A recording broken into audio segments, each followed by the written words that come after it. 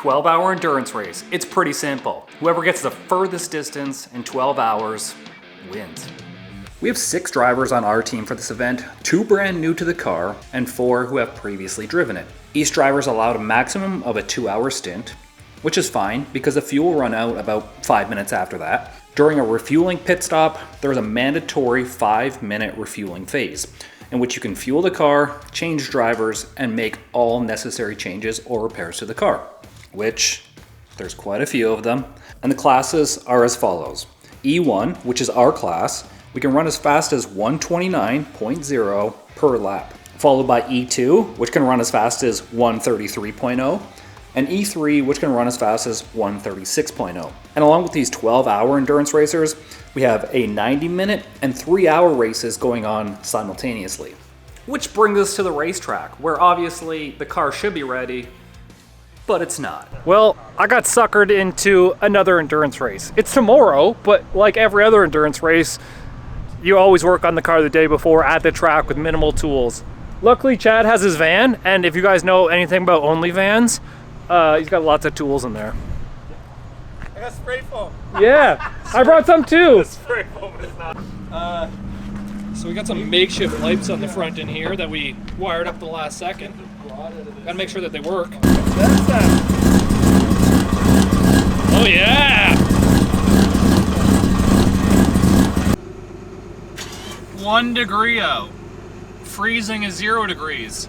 Not only did we pick the coldest day to have an endurance race, we picked the hottest day last time. So like, yeah. You get to try them both. Yeah. Like, see if it even starts. Like, that's...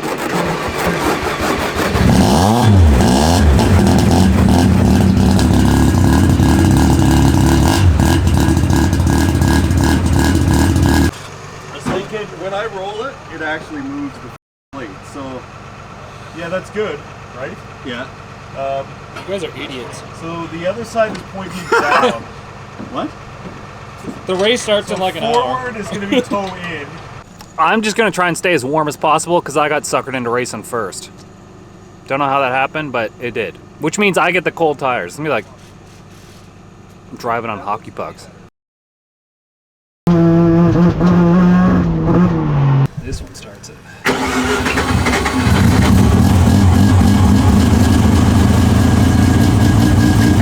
Alright, looks like I'm racing first. Everybody starts at the end of the pit lanes. There's no specific order, it's just whoever gets to the end of the pit lane first. Unfortunately, we made it there a little late, so our biggest competitors are already ahead of us on track.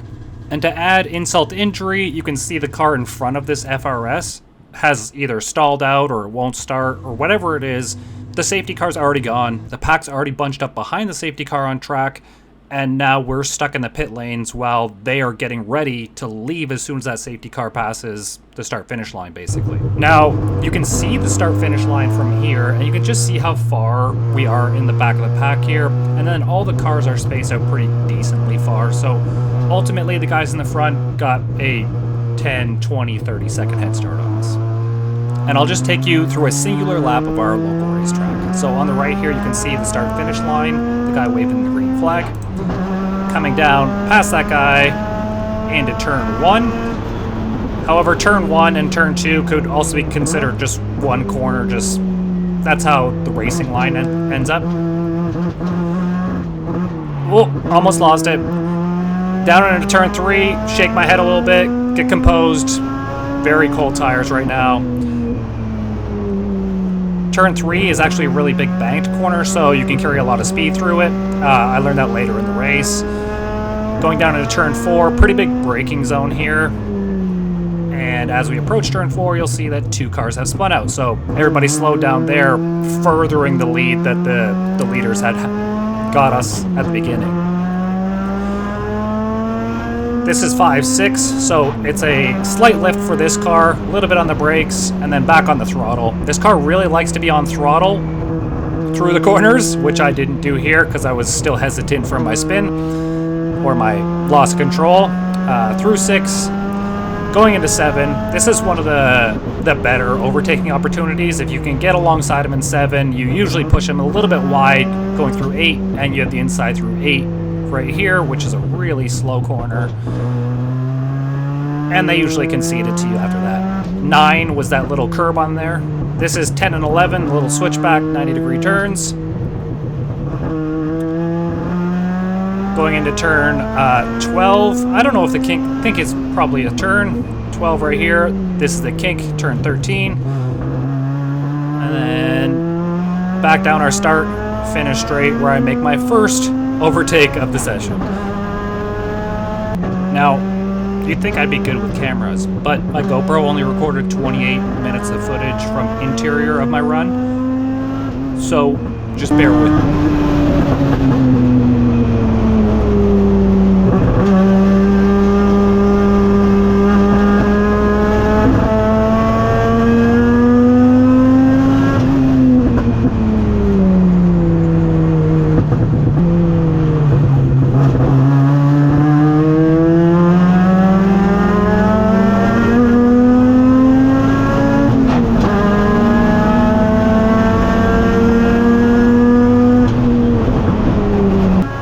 Now that I have a little bit of confidence in the tires, it's finally time to get past this FRS. So I'm actually setting them up for turn 4, which is after this turn.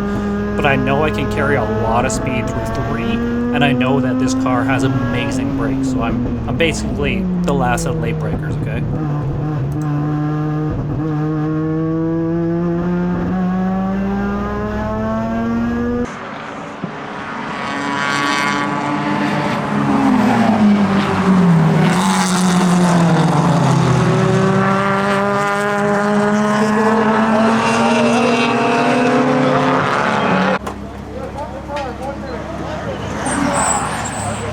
Well, I'm done my first stint. My neck's a little bit sore, but it's way better to do it at this temperature than it is at plus 30. Looks like everyone had the same idea.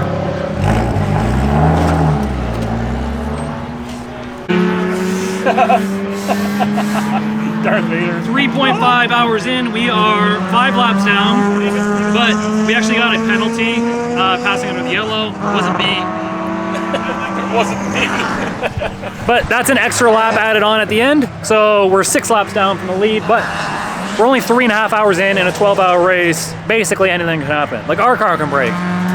Didn't jinx it, but might have jinxed it. Anyways, it's going good. The driver that we have in the car right now is a rookie to the car, so he has never driven it before. He started at like 138s, got himself down to 134 just now, which is great. I managed to get my 129 in. I just needed the 1. I pushed a little bit, got it. Hopefully I had the GoPro clip I can insert here. And hell yeah. I love this car, by the way. It's the more I learn how the car likes to drive, the more I enjoy it.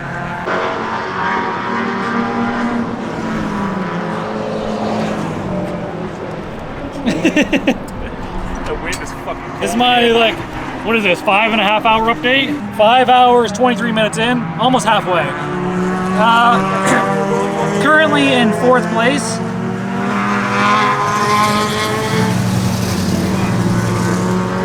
Give you those statistics there. So we did our 2 statistics. We did our 2 new drivers back to back. That's about the limit you want. What? That's about the limit. Yeah. I think you're there. So we did our 2 new drivers back to back. We dropped back a couple places, but we got Joe going in, and Joe's like pretty good. So Joe's gonna bring us back into this game.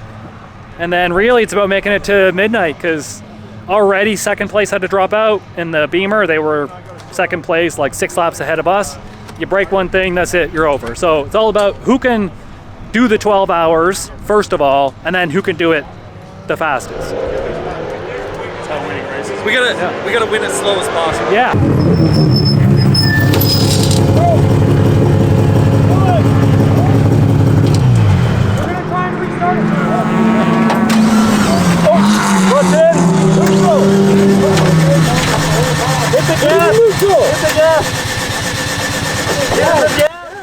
Funny story, our ECU likes to overheat sometimes, and when it overheats, it doesn't start. So we actually have a backup ECU with the same exact tune on it, So when this happens, we pull the one ECU out, we duct tape the other ECU to the dash, and you've got to do that within your 5-minute pit stop. Six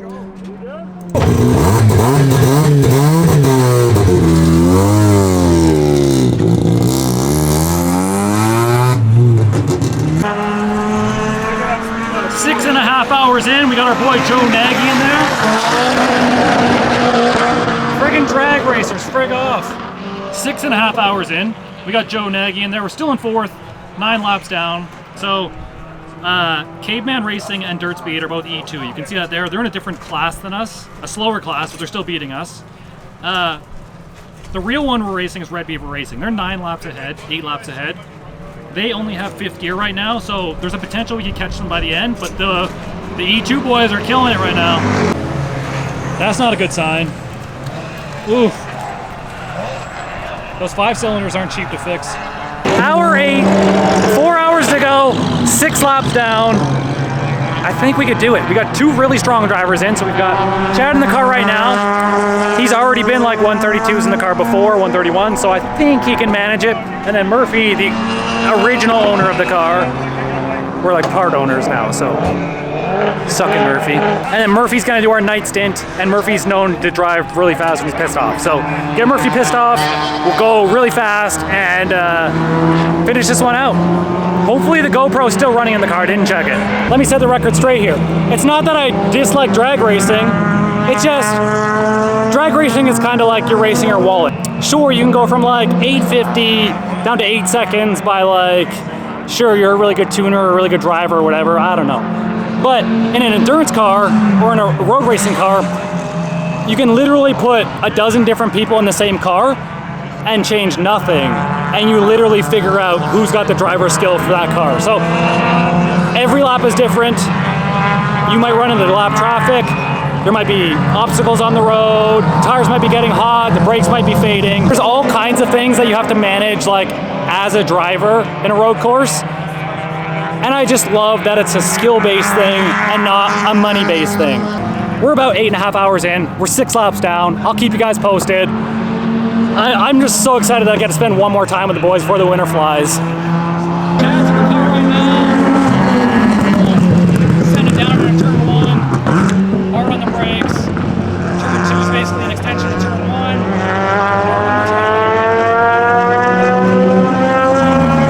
All right, one thing I'm not super happy about is that, okay, obviously you don't pass under yellow. We made the mistake of 2 of our guys passed under yellow. First guy, big mistake. Second guy, he's out there right now, so we don't know the whole story. But first time passing under yellow was a lap penalty. Now here's what makes me a little bit frustrated. Was the last time we ran an 8-hour endurance, the passing under yellow penalty was 15 seconds. A lap is roughly, you know, a minute 30. So now we've basically 6x'd the penalty. And then the second penalty was 30 seconds for the last 8 hours. This time, 2 laps. So basically you 6x'd it again. So we got 3 laps, 4.5 minutes, basically a whole pit stop were the penalties. So currently we're 6 laps back again. We did make headway, got down to 5 laps. Now we're back down to 6, back up to 6.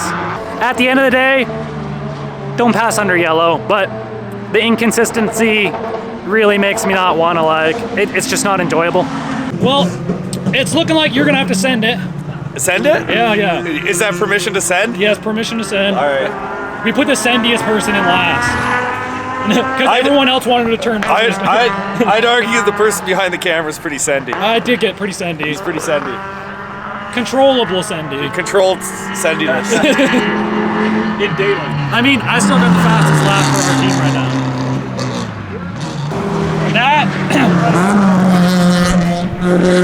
That was second place right there. They came in for whatever reason, but they're still in the pits. So we're out lapping at full speed. We were 4 laps down from them. They were only 1 lap down from the leaders over here, the Red Beaver guys. So, like, the race is starting to come back to us. This is about to get interesting. This last 3 hours during the dark is gonna be, I have a feeling that all 4 front-running cars are gonna be on the lead lap of a 12-hour race, which doesn't happen. And it's gonna be awesome. They're headed back out, but they probably lost a lap during that. We've got one last pit stop. We're going to put Matt in the car, which is arguably our fastest driver. And now he's got to do the night stint also, which, you know, could lead into more problems.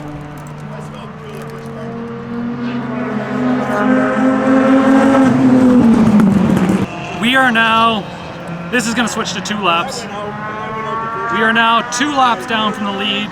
The Red Beaver boys unfortunately broke. Something came up in their car. There you go, change to 2 laps. So we are like 1 and a bit laps down with, this is gonna get to 12 hours. Hour and a half to make up 2 laps. You got this, Matt. Matt is running, well, that's behind the safety car. Matt's been running like 131s. I would rather break the car trying to get first than come second. So we told Matt, send it, full permission to send it. Bring it home, man. So this is the Garmin footage. The Garmin actually has a little tiny camera, and it's our lap timer inside the car, so we can see our deltas and if we're going too fast or slow in our lap times. The SD card in the Garmin was a little bit too small, so it recorded like the first 10 hours, and then it got full. And then Matt decided he wanted to delete that to record the next 2 hours so he could have the Garmin, so he could see the lap times and stuff. Not his fault, we just need a bigger SD card. So we lost half the footage. Most of the footage.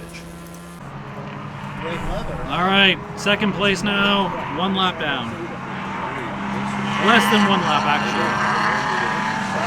It's happening. Do-do-do. Do-do-do. I have about as much faith in us winning as my phone percentage. Wait, how much phone percentage? 16%. Oh, come on. I'm at least 23%. And then, disaster happened for us. This is a prime example of how a 7-cent fuse holder can cost you a race.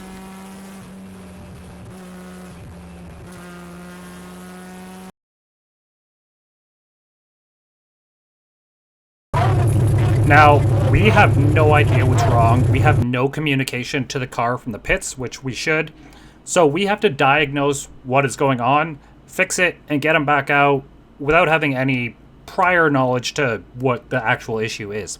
Now just keep an eye on the delta time in the bottom right corner there. It says plus whatever seconds already. That's going to tell you like how much slower you are this lap than the previous lap, so that's a good indication on how long we are in the pits.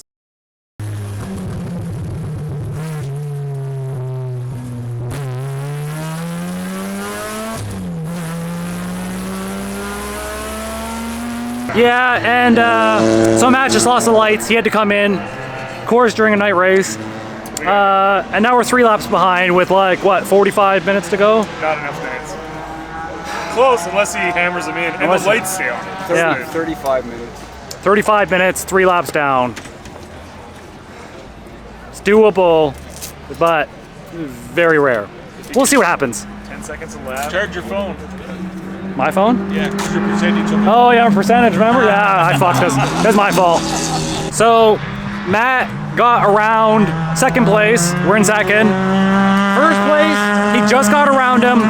We're literally like 1 lap plus like a minute 20 behind the leader now. So, if we didn't get like a 2 lap penalty for passing under the yellow in turn 7, we could be leading again if we didn't have lights. But coulda, woulda, shoulda. If that team didn't break, they would have kicked their ass. If the Beamer didn't break, they would have kicked their ass too. So it's about who makes it to the end the fastest without breaking. And today, that's got to be that Civic.